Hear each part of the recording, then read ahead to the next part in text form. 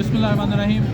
29 जनवरी 8 बजे रात लिबर्टी चौक लाहौर यहाँ पे एहतजाज की कॉल दी थी। पेट्रोल और डीज़ल की कीमतें जो 35 रुपये बढ़ाई गई हैं, कोई 200 के करीब लोग यहाँ पे इकट्ठे हुए हैं। इससे दो तीन चीज़ें सामने आ रही हैं। एक तो ये कि 1 करोड़ की आबादी में से 200 लोग जो हैं, ये तो तकरीबन ना होने के बराबर एहतजाज है। अगर तो इसमें वजह ये है कि लोग समझते हैं कि कोई दूसरा उनकी जगह काम कर ले, या लोग समझते हैं कि महंगाई से हमारे एहतजाज से फ़र्क नहीं पड़ेगा, तो फिर तो जो लूट रहे हैं ठीक लूट रहे हैं।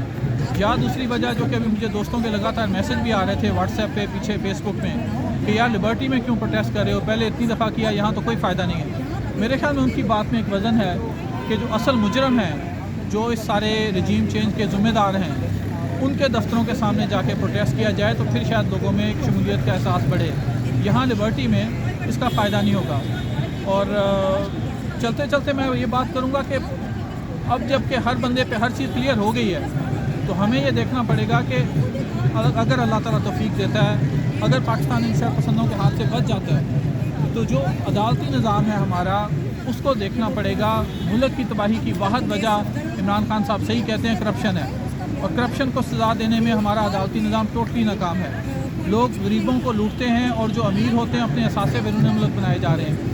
दूसरी चीज़ जो हमें देखने वाली है कि हमारा जो अस्करी क़यादत का सिस्टम है, इसको टोटली दोबारा से रीस्ट्रक्चर करने की ज़रूरत है। हम देख रहे हैं कि 75 साल में से 35 साल तो खुल के मार्शल लॉ लगा दिया गया, आइन को रौंद दिया गया, और बाकी जो 30, 35, 40 साल सियासी क़यादत के पास हुकूमत रही, उसमें भी फ़ौज ने अपनी बालादस्ती कायम रखी। मेरे ख़्याल में जब तक फ़ौजी क़यादत का निज़ाम जो है, या तो अमेरिका की तरह इसको छोटे छोटे सेगमेंट में तकसीम कर दिया जाए कि जहाँ पे कोई एक बंदा पूरी फ़ौज का कंट्रोल ना रखता हो, या फिर ये किया जाए कि जो 111 ब्रिगेड है, इसका इस्लामाबाद में से कंट्रोल ख़त्म किया जाए।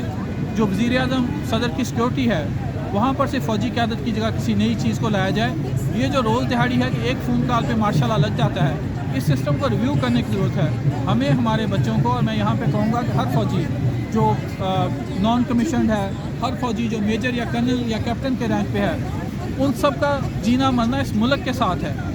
फ़ौज में भी अगर देखें तो गिनती के 1 दर्जन या 2 दर्जन बंदे हैं जो बैरून मुल्क भाग जाते हैं। बाकी सारी फ़ौज यहीं पे रहती है, अपनी जान देती है, इस मुल्क की हिफाजत के लिए लड़ती है।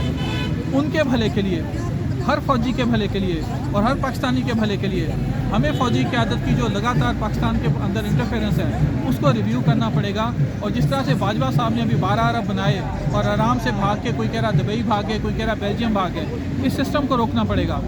जब तक बाल्टी के नीचे सुराख रहेगा, मेरे आपके जैसे लोग जितनी मर्ज़ी मेहनत कर लें, बाल्टी भर नहीं सकती। सुराख बंद करने के लिए अस्करी क़यादत के निज़ाम को रिव्यू करें, अदालती निज़ाम को रिव्यू करें, करप्ट लोगों को सज़ा सुनाना शुरू करें और हिम्मत करें। अगर बग्गी के 4 घोड़ों में से 3 सुस्ती करेंगे और लेटे रहेंगे घरों में, और एक घोड़े पे वज़न डाले रखेंगे, अकेला इमरान खान मुल्क को ठीक नहीं कर सकता। हम में से हर एक को निकलना पड़ेगा। और मैं आपको बता दूँ कि जितनी भी सुपर पावर आज तक बनी है, लोगों ने कुर्बानी दी है। रशिया अगर सुपर पावर बना है तो देखेंगे दूसरी जंग अज़ीम में उन्होंने जर्मनी को रोकने के लिए एक बंदूक पे 6 बंदे डिप्यूटेड थे। एक बंदा मर जाता था तो अगला बंदा आके गन चलाता था। और लेनिनग्राड का जो दिफा है वो हिस्ट्री का एक हिस्सा है। अगर बरतानिया सुपर पावर है तो बरतानिया ने हिटलर को किस तरह से फेस किया, उस पर उनकी हिम्मत की दाद देनी पड़ेगी। जब चर्चिल से पूछा गया कि लंदन पे लगातार जर्मन बमबारी कर रहे हैं, हम तो बर्बाद हो गए, चर्चिल ने कहा था कि क्या हमारे अदालतें चल रही हैं? अगर चल रही हैं, इंसाफ दे रही हैं, तो हम इंशाल्लाह जीत जाएंगे। और फिर इसी तरह से जर्मनी को देख लें। जर्मनी ने अपनी यूनिटी के लिए कितनी कुर्बानी दी है। 1914 से 1919 तक पहली जंग अज़ीम में जर्मनी के हिस्से बुखरे हो गए। फिर उसके बाद जर्मनी दोबारा उठ गया। दूसरी जंग अज़ीम में 1939 में जर्मनी को बुरी तरह लॉसेस हुए, लेकिन जर्मनी ने अपनी यूनिटी की खातर खरबों रुपए की सेक्रीफाइस दी है।